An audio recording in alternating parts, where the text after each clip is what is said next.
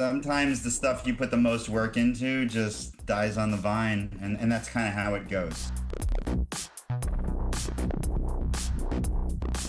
Hello, everyone, and welcome back to another episode of Test, Optimize, and Scale. Joined here by Michael Schreiber, president and founder of MediaFeed. Michael is an award-winning journalist from DuPont. He's won Emmys. He is the host of a podcast that speaks about local media and works with brands, works with publishers to get out engaging content, to drive performance that audiences want to engage with. Michael, thank you for taking the time to join the podcast here. Thanks, Jason. I'm happy to be here. It's exciting. And I've enjoyed our discussions. Feel like I know you. Want to have the audience connect and be familiarized with your history. Where did it all begin for you? How did you get into the world of journalism and later into media? Yeah, it goes all the way back to the 90s. I started writing for the college newspaper in Saratoga Springs, New York. I went to Skidmore College, wrote a column up there, and after that ended up writing for the local newspaper up in Saratoga. So kind of started with very traditional journalism chops, writing 3 stories a day, running around City Hall and doing all of that work, which was great training. Eventually moved to New York, went to journalism school to learn documentaries, and I worked in television for several years. Eventually doing a lot of long form documentary work, one of which was for New York Times Television for an episode called one of which was for New York Times Television, which was producing episodes of Frontline for PBS. Mm-hmm. And I did a few of those. And one of those episodes was about the credit card industry. And everybody thought it was going to be boring as hell because how do you make interesting television about credit cards? But it was one of those stories that it was kind of like a hidden in plain sight investigation because everybody had credit cards, but nobody really understood how they worked. And back then, it was kind of the Wild West of the credit card business. There were a lot of subprime credit cards, meaning like credit cards for people with really bad credit. And they did this thing back then where they made the minimum payment so low that it didn't even cover the interest. So like if you only paid the minimum, you would never pay the credit card off. In fact, it would like just balloon over time. So there was all sorts of stuff happening along those lines that people just didn't understand. People also didn't understand credit scores, what they were, how they worked. So we went into all of that. And lo and behold, the episode was a big success and we won a bunch of awards. And I was kind of a personal finance journalist then by accident because I understood all this stuff. And I ended up working first for thestreet.com, and that was Jim Cramer, who's on CNBC. That was his website for many years. Of course. And when I was there at the Street, it was really when I first learned about content syndication, where we would push out our articles to places like Yahoo and MSN and other places like that.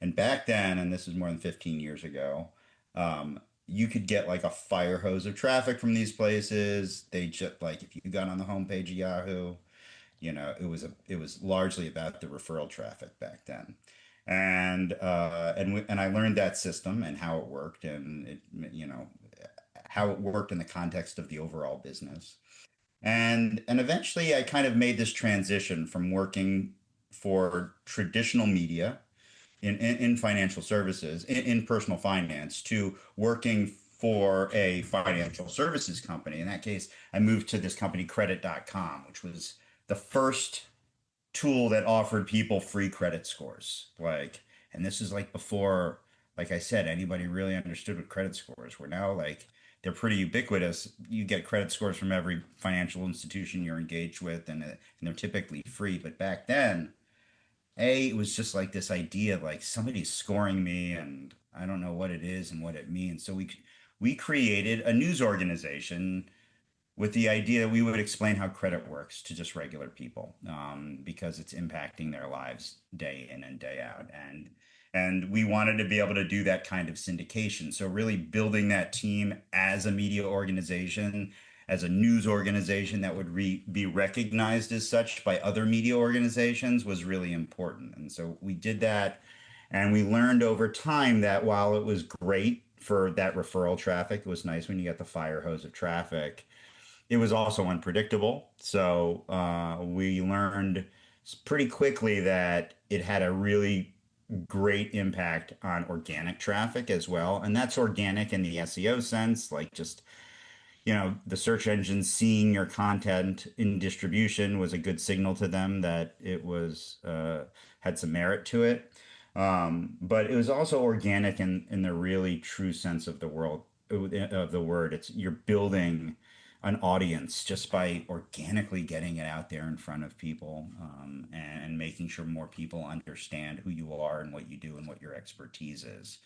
And so we did that for a long time, and that organic channel became really important. It was like a solid source of traffic, but more importantly, it was like it really matched the intent of our target audience. Like we wanted people who were interested in learning about credit, because chances are, if you're interested in learning about credit, you're doing that because like you're getting a mortgage or applying for a credit card or a car loan or something like that, and it would support like the affiliate business that was also part of the business. So I learned all that stuff back then at credit.com. And eventually, when credit.com sold, I decided to kind of branch out on my own. I started MediaFeed. And the idea was I would help lots of companies across different verticals do this kind of work. And really, it's about teaching folks how to do journalism and explaining the difference between sponsored content and true journalistic content or press releases or any kind of self-promotional content, Mm. and real journalistic educational content. And now you've seen over the past, really in the last 5 years or so, I would say, more and more brands across verticals doing this kind of work. And we've worked with lots of them over the years. It's amazing. I got involved at a later point. You were working in the early days of Hmm. digital financial publishing and Yeah. hearing about the content you're creating and going back, to your college days, going back to the credit card pieces for Frontline and knowing what audiences were responding to, being able to put pieces together for the street, for Yahoo Finance. We buy advertising on some of these places, but organic content, I mean, that's king. It's got the third party validation. It's a trusted media source saying, hey, Yeah. you should go over here. And then, touching on the credit.com, who says they could actually understand a credit score inside and out? You guys are giving more education around that. And like you emphasized, after they get their credit score, there's all different types of digital funnels you could take them down That's that are of right. value to those users, to those 100%. visitors. And for the business, Yeah, of because the business, once you like have course. somebody that's a member, you can really create lifetime value, or LTV, as the business folks call it, on the back of content in many ways. Because if you're giving somebody away, giving somebody their credit score, and they're a member, and this can go for all sorts of kind of verticals. But if you're giving people content, and honestly, those calculators, whether it's credit scores or anything else, it's a different type of content. It's interactive content, but it's still content. You're giving something as opposed to asking for something. But over time, when people get used to engaging with you around whatever questions they have about whatever subject, when they are ready to actually transact in one way, shape, or form, they're more likely to come back to you, the person that's been giving them free guidance over time, Yes.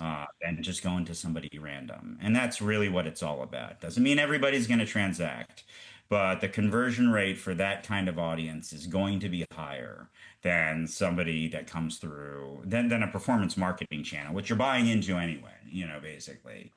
One is a long-term play that's, I often compare it to an annuity that you invest in over time, and then it really starts to pay dividends, Yeah. versus performance marketing, which has its place. But, if you're just spending a buck to make a buck oh five or whatever your margin needs to be, that's a tough game too. And a big It part of my is. job is really explaining the difference between what we do and what performance marketing is. I often describe what we do as it's like earned media that you own.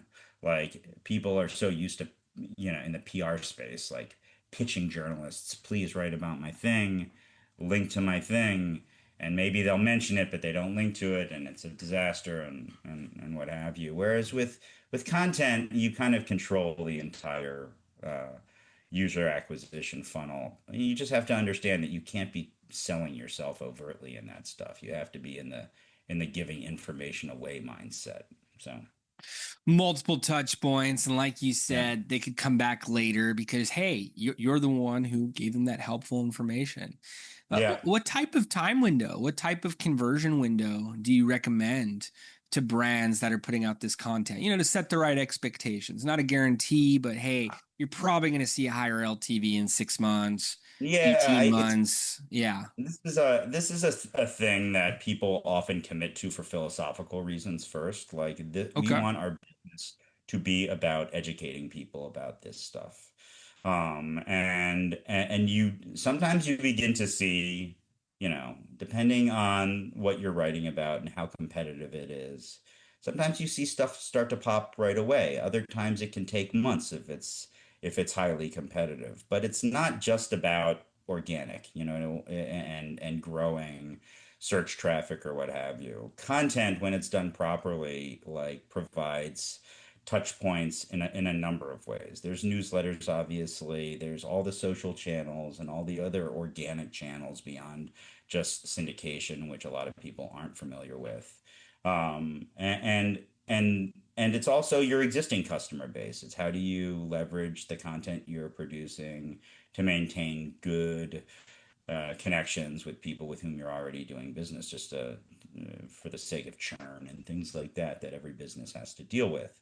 So ultimately, it's very hard to operate any kind of direct to consumer or even B2B business without having some kind of content operation. And our goal is to really just make sure that you're doing it with some real purpose, as opposed a lot of people just create stuff that they think is cool and are like people will come. And that's unfortunately you have to have kind of a system in place and making sure that it's working appropriately. And it's kind of the cost of doing business in many ways. And in terms of timeline, it really depends on what you're doing. There are some companies that just like they don't even measure ROI that way on content. They just do it because it's healthy. It's like Yeah. exercise. It's like we know we have to work out every day, and content is the same way, and good things will come from it. I think that's a very healthy approach. It's how we talk about it. Uh, Yeah, Content marketing, advertising, outreach. I try to bulk things into those yeah, categories when for I'm sure. speaking to groups that are raising capital using digital marketing, oftentimes through regulated investment crowdfunding. So Mm-hmm. we may be using advertising, we may be using outreach to drive people into the funnel, but without a Yeah, good content strategy, without a strong content calendar, the yeah, conversion rate's going to suffer. And yeah, audiences who are searching around, investors that are performing their own due diligence, they want to see traction, they want to see momentum, social yeah, of proof. course.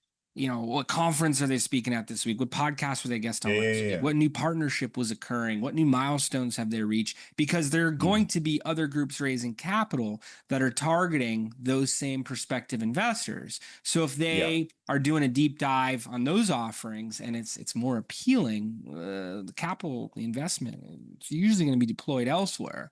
So, mm-hmm.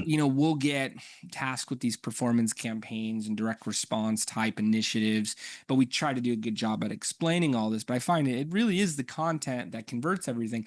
And if I didn't have to buy media, if I was able to do it all organically and have Yeah, enough traffic driven to the offering pages to produce enough conversions at an average investment level to substantiate the entire goal, oh man, that would be of far greater interest, particularly because the conversion rate's that much higher. And as you're yeah, speaking to, is absolutely. referral traffic. I mean, the way I like to think about that is like it's never going to be probable in most mature businesses anyway. It's never going to be all one or the other. Mm-hmm. But like if you have a good content operation, it will bring down your cost of acquisition, Oh customer yeah. acquisition, right? Like it will offset what you have to spend over time to the point where maybe you eventually don't have to spend much at all Mm. or only have to do it in a very targeted way.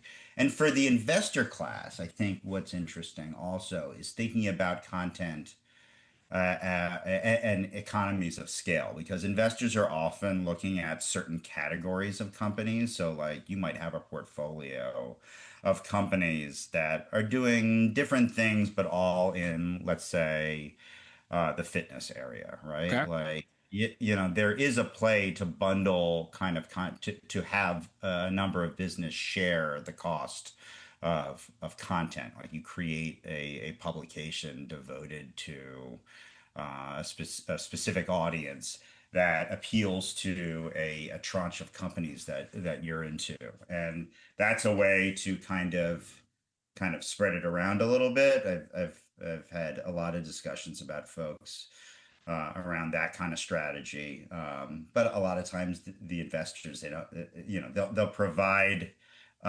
introductions to companies sometimes, but they're not bringing everybody together. And you would probably know more about why that would be than me. But I see that as a huge opportunity actually for some businesses anyway. Hmm. And it's like you said, having different avenues for different verticals and being able to tap into audiences that are interested, not just interested, but convert for a given Yeah. topic. What is the formula? You mentioned, hey, just aimlessly sending out emails to every Yeah. writer, every publisher you could find, every content contributor box. It's not going to do it. No. What is the right approach towards having content? We're always seeking out investor email newsletters. The Mm-hmm. ultimate is the email newsletters that investors are paying to receive because they Mm-hmm. act on the deal flow in a much more responsive way. They select one out of 100, one out of 1,000 issuers, Mm-hmm. companies issuing shares to put into it. But whether we're talking about a Yahoo Finance, whether we're talking about, and you touched on press releases, high domain authority site, mid-level site, blog, social media page, what are some of the right ways to create content that you can then distribute across these channels, or perhaps some steps before that? Yeah, I think it starts with really, thinking about your content as a product, which is Okay. what news organizations do, right? Like, what are you really writing about or doing videos or what have you? What are your core pillars, and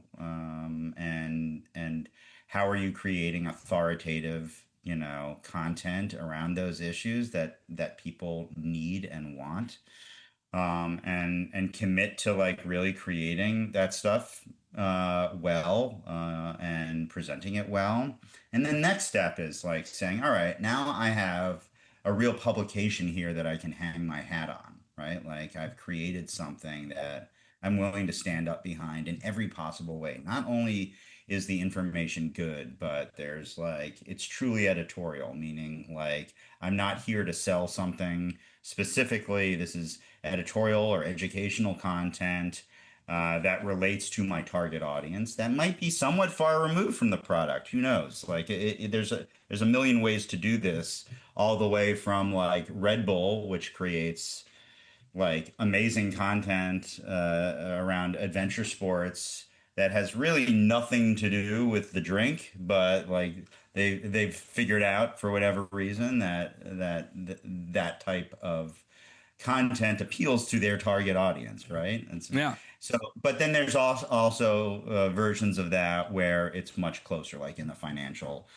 services space, where maybe it's a bank that's producing content about how what an APR is and things like that, where it's a much more closely related. So it's figuring out what that editorial product is, creating it, making it awesome, and then going out and looking for all the places that you can kind of distribute that content to. Mm. First to your existing client base, then to maybe business partners that would benefit from cross posting your content, and then also like the big aggregators. And those aren't always easy to get into. There are various solutions for getting into the Yahoos and MSNs of the world.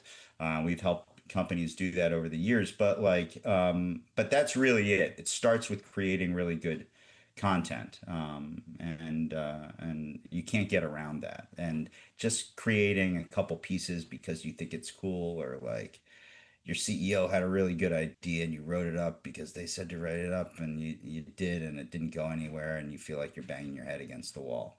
There needs to be buy-in in the idea of creating something of value from the beginning, I think. Needs to be a valuable product. Like you said, content's the product. You're looking It for the is. product distribution channels from there. Yeah, yeah. I like to Exactly. start everything with strategy. If someone Yeah. comes to me tomorrow and says, "Hey, I want to run a direct response campaign," I really want to start it with strategy. And the more Yeah. I can understand the ecosystem, the more I could audit competitors who are marketing after the same audience, the more I can Hmm. understand the individuals and where they go online. You mentioned Red Bull. I used to subscribe to Red Bull print magazine, and Yeah. I have the Red Bull TV app on my TV on my Samsung frame over here that I'm Yeah. pointing to that you can't see.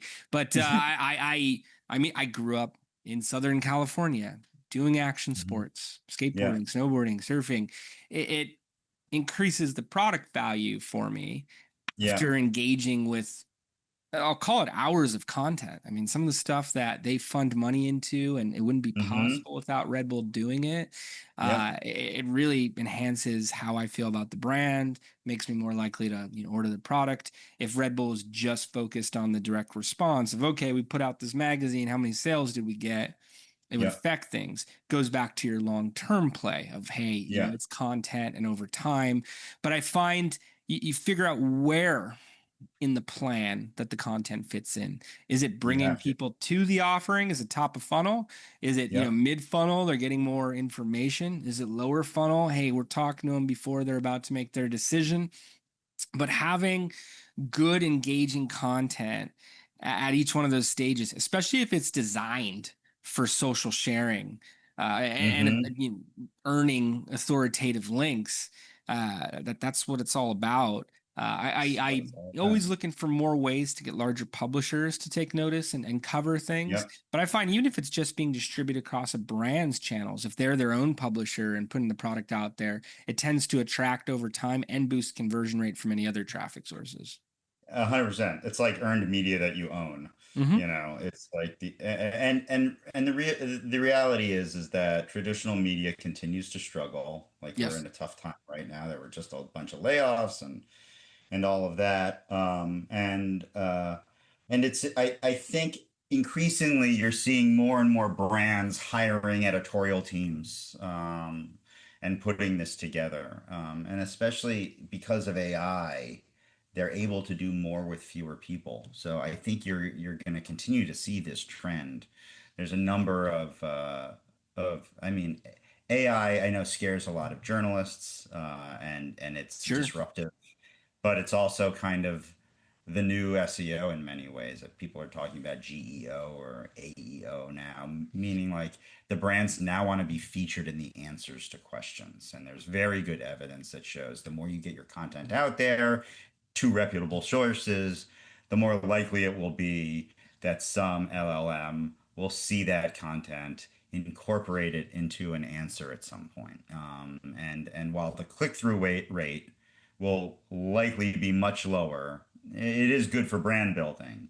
And the people who do click through will likely be much higher intent because if you go to an answer, if you ask an LLM a question and you get an answer, and then you go to the trouble to find out if the sources are legit, or you want to read the sources and you click on those sources, that means you're more likely to be really interested in that subject for one reason or another.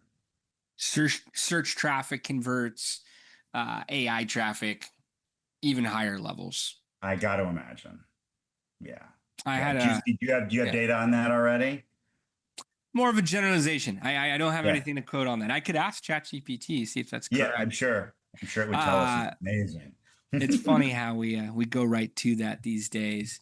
Uh, I use it all the time. I mean, I use it. I'm like, you're an entrepreneur too. I'm sure like you have a million ideas all the time. And like now when you have a random idea when you're sitting around in your bed or at a bar, like this has happened to me many times where I will just like vo like stream of consciousness, like type in this idea into Gemini, and I use like um the deep research function in Gemini, and it can like, it'll write me like a term paper, like a well-sourced term paper about this issue, and it seems to kind of intuit Mhm. if I give it enough stream of consciousness, really where I'm going with that thing. So I don't know. I think it's kind of cool for folks like us, and not to mention for regular journalists, it can create efficiencies. It also creates the temptation to be lazy and not really do a thorough fact check and read the stuff it does, which you got to do, especially at this stage when it's like kind of the Wild West. It gives me wrong answers all the time. Yeah. It jokes about how I nitpick on it and I Oh, fact really? check them all the time. Yeah, I'll upload screenshots and show how it's wrong at times. Mm, Still a very, very valuable tool for me. I was just in Europe. sure. I learned the inner workings of every place I went. I'm Mm, constantly on there. My rule at the agency is it's got to be better than human. Like whatever's putting out the best quality. So yeah. sure, this isn't something we do, but if we were trying to create 100 pieces to get, SEO value, okay, like we can have AI write the articles and then comb through it. Otherwise, I want us writing the article, Yeah. and we can, get it polished by AI. And I think the polishing, could be better than human. We still have an, actual human editing, but on top of what they're doing. Yeah. I as an audience member, if I know something's built by AI, maybe it's just my own perspective. It feels a little soulless to me, whether It it's the does. image, the video, an article. It doesn't have that human aspect. It's normally because I'm feeling that I think it's AI. So Yeah. I don't want valuable prospective audience members to be thinking about that for anything we create. Yeah. So I probably use humans for more Hmm. than more than I should, more than other agencies do, from what I'm told at this point. But at the same time, I'm all about the quality. That's what's going to produce more at the end of the day. The research, oh yeah, what I'm getting out of AI, it would take me hours to put together. It'd Yeah. take other team members potentially longer. So it's all about the right applications. I think for a while there, maybe a couple years ago, it seemed Yeah. like Yeah. because it was created with ChatGPT, that was like a stamp of approval of, oh, I did this with ChatGPT. But I would regularly see stuff that lacked any substance, and I'm more focused on the quality than reducing time. Uh, Yeah. Again, I gave the example for research. I talked about a few scenarios where the time actually allows for more quality, but still learning how to use it, and it still impresses me every day. We will for sure. Yeah. Yeah. Where do you think content's going? We got AI, endless content being created at this point. We're on a podcast here. People are tuning in on YouTube, on audio channels. I know that's really changed the game and has been talked about more over the past few years. Uh, you talked about some, media publishers pulling back staff and resources. What's media going to look like in 2030, in Wow. 2040? I wish I had a really good answer, but I will say this, that I think we're going to continue to see the trend of brands creating really good content beyond the kind of educational and informational content that we're seeing now. I think it's going to get more into entertainment and things like that, fast channels, streaming, things like this. I think that uh, in terms of media, something that I've been working on, in terms of traditional media, something that I've been working on of late is really local news, which I think is obviously in crisis in America. Um, we local newspapers have been dying at a crazy rate over the last 20 years, really since the beginning of the internet. First, they lost classified ads, and then just the unit economics, the CPM model of digital media does not work Right. for local news. The audience size just isn't there. And the numbers, because of the I mean, there was a time when like you paid $50,000 for a big ad in the New York Times or what have you, and they told you how many people were likely to see it, and that's how the business operated for a long time. And then the internet comes along, and not only do you know exactly how many people potentially saw it, but you know how many because of heat maps and clicks, and you know how many people are actually engaging on it, which is really what has suppressed the price of these ads over time. And as the price of the ads goes down, they need to fill more ads in there to make up for the low CPMs, which creates a shittier user experience, which causes the media properties to suffer. And so that has been the reality that we have been living in, which is why, unless you're a huge media property that just has all of the big audiences, these businesses have become more and more anemic over time. What I've been working, I live in a town called Montclair in New Jersey. An old journalism school friend and I, Farnoosh Tarabi, we started a local news podcast. It's kind of like it's a weekly podcast about news and life in our town. And we are building direct relationships with businesses in town to build various sponsorship opportunities beyond kind of passive display advertising and things like that. And there are other models that we're pursuing, but we're really focused on creating a sustainable model for local journalism. Our country needs it desperately. And we're seeing some good in it. We've only been doing it for about 6 months, but it's kind of working and it's got some buzz around here, and we're having a good time with it. Beyond that, so it's fun. So I think definitely we're going to see the continuation of brands investing more into content because there's no barrier to distribution. You don't need a printing press or a satellite network to get your content in front of people anymore. Right. So more and more folks are going to be doing that. And I also think that works for small local news organizations that are able to figure out distribution and monetization to a smaller group of people. And so I hope both things will continue. I'm really praying for local news, not out of just self-interest, but because I think we need it as a country. And so that's super important to me too. I read the local paper here in Marina Del Rey.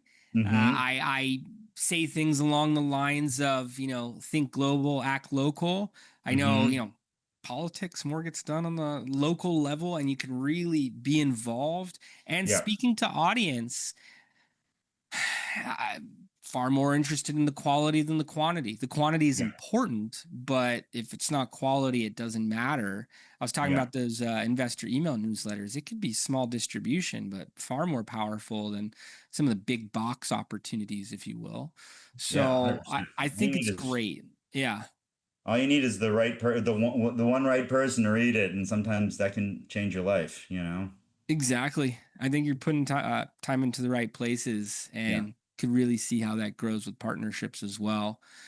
For viewers, for listeners who are tuned in, would love to get a few recommendations from you. What should Mhm. be they be testing out? We talked about formula a little bit, but what words of encouragement? What tactics would you look for them to incorporate into their model towards growth? Yeah, I would say one thing is don't overcommit, but commit. Like if you're gonna do content, decide to do it and do it consistently. And do it thoughtfully. Do your due diligence, do your planning, figure out the things that you want to write about. Maybe start broad and then get more and more granular as you go. That's how content pillars typically work, right? Like you decide you're gonna write about um, mortgages. Let's say I keep on going back to finance because that's where I started. But like, you're gonna then do a piece about fixed rate mortgages versus variable rate mortgages. Then you're gonna do an additional piece about like a 15-year versus a 30 versus an ARM.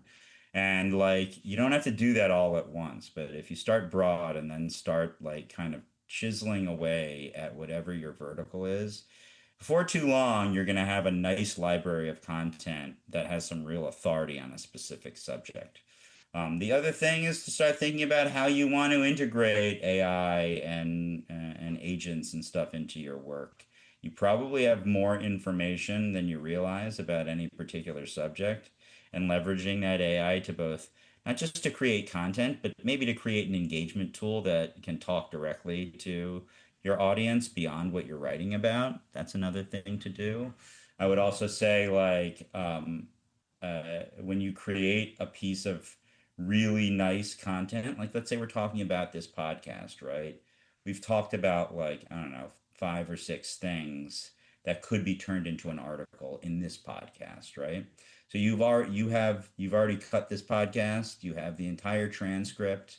You can take that and turn it into any number of things that would work for articles, that would work for social, and I'm sure you've done some of this stuff, right? Like, Yeah, make the always looking for most more. out of it. Yeah. Mine the stuff you've already done, and take full advantage of it. It takes time, especially for small businesses that, are resource constrained. I get it, but keep at it. I guess that's all I can say. And sometimes it's better to work smart than hard, as they say, right? Like, especially when you've already done a lot of the heavy lifting. Absolutely, and especially in this day and age with all the Yeah. technology we're talking about, it's all a matter of how you use those tools. I love Hmm. that you brought up, figure out your content pillars, start broad, get more specific, Hmm. incorporate AI from there, but really, look to do it. In terms of, stick with it, stay at Yeah. it. What if it's not producing results right out of the gate? Now, results I can be mean, measured in all different ways. That could be audience size, that could be engagement. Maybe it's posts on social media platforms, maybe it's being distributed through a larger site. I'm part of the Forbes yeah. Agency Council. I've had articles with under 1,000 views. I've had articles with over 40,000 views. It can be, Hmm. discouraging at times if you're putting your heart, your soul, your blood, sweat, tears into a content piece and it's not getting the type of ovation that you would expect. you know how do you optimize from there? Is it just a Well, matter now of you know doing what it it's like. more? Yeah. Now you know what it's like to be a real journalist, because this is like what we've been dealing with forever. Like, sometimes the stuff you put the most work into just dies on the vine, and that's kind of how it goes. I wouldn't overdo it. I think we said before, this is work that takes time and commitment, and not every piece, no matter how great it is going to pop. If start figuring, I think the way to think about this is, like, what is your hit rate? Like, as opposed to, did a particular piece do well? I would say, think about it like, do it for a couple months consistently, like whether it's every day or a few a week or whatever, and see overall, how it does after a period of time. And then, if none of the stuff that you're doing is resonating, then you've got a problem. And it's either like a product fit problem, meaning like maybe you're not writing about the right things, or like you're not distributing it to the right places. Like, you're doing that thing we talked about earlier. You're just creating something that you think is cool, but not figuring out how to get it in front of people. And then last but not least, some folks just do it because it's like part of the cost of doing business. Like, you've got to create content because of whatever it is you do. And for those folks, I think it's then a little bit easier, because you're going to continue to create the content, and then it's all about, like, what am I doing with it? How am I using it to engage my audience? And then I would spend time focusing on that. And some of those fixes are easy. Like, maybe it's like, oh, I should be sending this out as a newsletter, or what have you. Or you can call me, and we can talk about Yes. it. I Yes. love having those conversations. So let me know. Last question before we wrap here. Any tips or examples towards scaling? So they've talked to Yeah. you, they have explored different channels, different content types, that they're now seeing performance, it's working. How do you take it up to the next level? I know with advertising, it's, hey, let's Yeah. increase the spend, let's do it in very intelligent ways, let's get granular. Yeah. But how do you do it here? How do you scale? Any examples or tips? It depends. I mean, there's obviously AI is a scaling tool now for content, and we all know that. That doesn't mean that I would advise just leveraging your GPT or Gemini account or what have you, just to create a bunch of stuff. But so let's think about it in terms of like the marketplace that we live in right now. There is, because the traditional media landscape is contracting so much. There's a wealth of great talent. It is a buyer's market. These are very talented people, so please don't lowball them. But so there are opportunities to probably work with amazing journalists that you probably couldn't have worked with 5 or 10 years ago. So that's one option. And you can be really smart about who you want to work with and what you want to invest in there. There's obviously overseas options like finding real people who live in parts of the world that are more affordable. There's ways to create content leveraging things like that. And then there's obviously technology and again, not like technology that is designed to write the content for you, but that just makes your job as a journalist more efficient and effective. Like whether it's fact checking or optimizing headlines or things like that. I'm also a big fan, I should say, of creating networks of like-minded organizations Mm-hmm. for the purpose of content sharing. It used to be, guest posting was a big thing, but I prefer to do it in terms of syndication. It helps. It's a bit more transparent. It's little less kind of. It's more white hat. It's more white hat in terms of link building because you're saying, hey, this story originally posted over here. I thought it was valuable, so I'm cross-posting it here with the canonical link that identifies the original publisher. There's all sorts of things you got to do in order to do syndication properly. I don't know. Does that Excellent answer? recommendations. Yeah. I've been taking notes, going to be sharing this with my content team. If anyone's tuned in and wants to get in touch with you, where are the best places for them to go to learn more? And any final thoughts you want to leave the audience with today? Yeah, I mean, just if anybody can email me. I'm Michael at MediaFeed.org. You can find me on LinkedIn. If you search for Michael Schreiber on MediaFeed, I'm there. I'm not super active on LinkedIn, but I'm on there pretty regularly. You can obviously go to the MediaFeed websites. There's MediaFeed.us, there's MediaFeed.org, which has all of our content. And yeah, there's you'll find me if you want to find me. Oh, there's MontclairPod.com. You can find me on there. Yes. You have ideas for podcasts. If you live in New Jersey and you have ideas for stories in New Jersey, let me know. Yeah, those Got a those few are all the strategic ways. partners that I may connect you with around that Please, in New please do. Jersey. Please Like you do. said, strategic partnerships. Michael, thank you so much for taking the time to do this. You've been a wealth of information. We work on content campaigns, and I've learned so much just from this discussion and enjoyed it all the way through. Highly encourage anyone who has a question to get in touch with Michael. Take him up on that invitation. Shoot him an email. Find him on LinkedIn. Listen to the podcast. Uh, and Michael, thank you again for taking the time. Thank you, Jason.